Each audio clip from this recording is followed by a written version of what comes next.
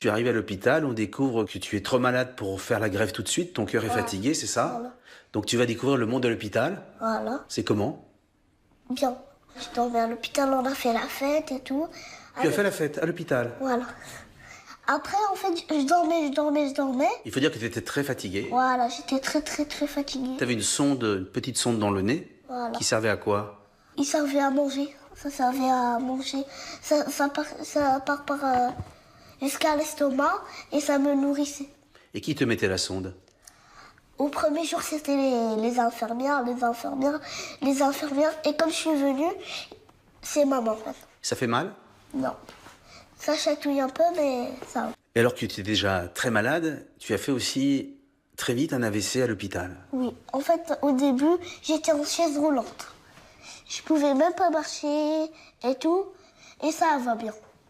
Mais juste, j'arrive pas à écrire avec cette main. J'écris avec cette main.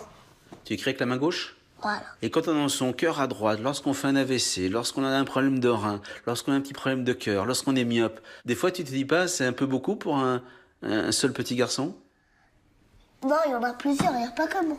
Jamais tu t'es plaint? Non, dans la vie, il faut jamais se plaindre. Et est-ce que tu as eu peur de pas guérir? Non. Je croyais en Dieu et voilà. Et tu demandes quoi à Dieu?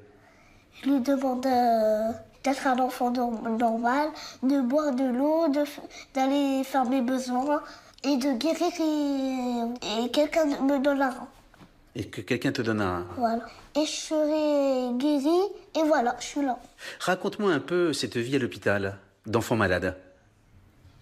Il y avait plusieurs cas de malades.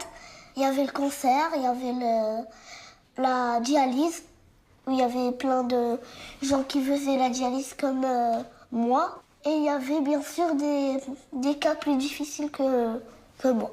Et toi, tu as toujours été très heureux, très joyeux. Voilà, c'est ma nature. En fait, moi, je suis spéciale. C'est-à-dire? Je suis joyeux et tout. Parfois, des autres, ils sont moins rassurés que moi. Quel conseil tu peux donner, toi, à tous les enfants malades? Le conseil d'être solidaire, comme moi et mes parents.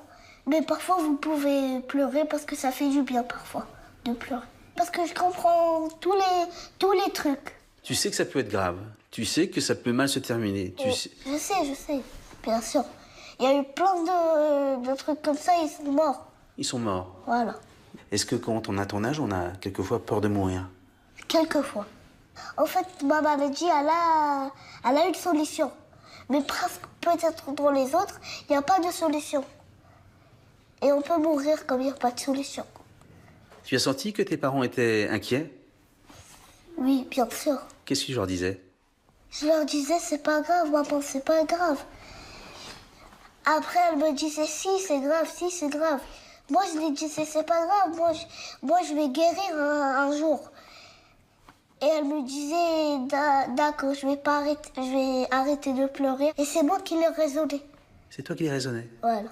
Normalement, c'est les parents qui raisonnent les enfants. Voilà. Moi, c'est l'inverse.